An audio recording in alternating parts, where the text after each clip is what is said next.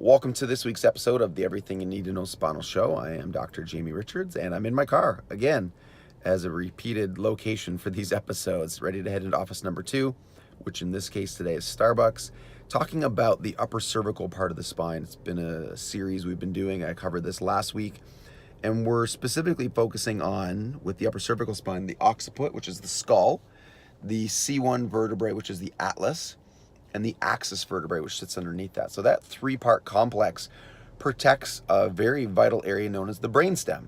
And of course, the brain sends information from the brain through the spinal cord out to just millions of parts of our body and cells and tissues and organs, and then feeds that information back, as well as does, endless number of other things. And so the structural component, the vertebrae themselves, not only are protective in nature, but because of the joints putting the vertebrae together, the casings of those joints house millions and millions of receptors that feed the brain with tons of information. So they're highly involved, or it seems to be, in a lot of the homeostatic mechanisms for the body. So particularly, this study I'm talking about today has to do with blood pressure.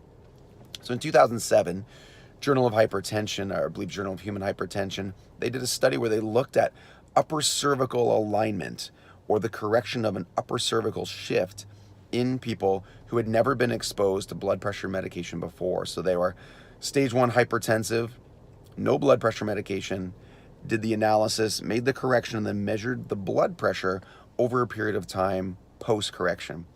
And what they found was that the blood pressure dropped significantly in people who were stage 1 hypertensive, more so than it did when they were exposed to blood pressure medication. And I believe even exposed to 2 top-level blood pressure medications. So what does that mean? It means that in some cases, a distortion or disturbance of the information that is traveling to and from the brain through the upper cervical complex creates a dysregulation or a dysfunction. And one of the ways that may manifest is in alterations of blood pressure. Now, it's easy to think, okay, so are you saying that upper cervical correction is a treatment for high blood pressure? No. What we're saying is that if there's a distortion or disruption in upper cervical function, it could manifest in ways that, in one of those ways, may be elevated blood pressure. So in 2012, there was a study in an upper cervical journal that looked at, well, what happens if we deliver an upper cervical correction to people not just who have high blood pressure, but low blood pressure. And it was interesting because the group with low blood pressure, that's quite a statement to say, the group with low blood pressure saw an increase in blood pressure. So again, the take-home message is that the correction was not a therapy or a treatment for blood pressure. It was correcting an actual other problem that may have been related to alterations in the regulation of blood pressure in the body. And of course, we know the risk of blood pressure in cardiovascular function.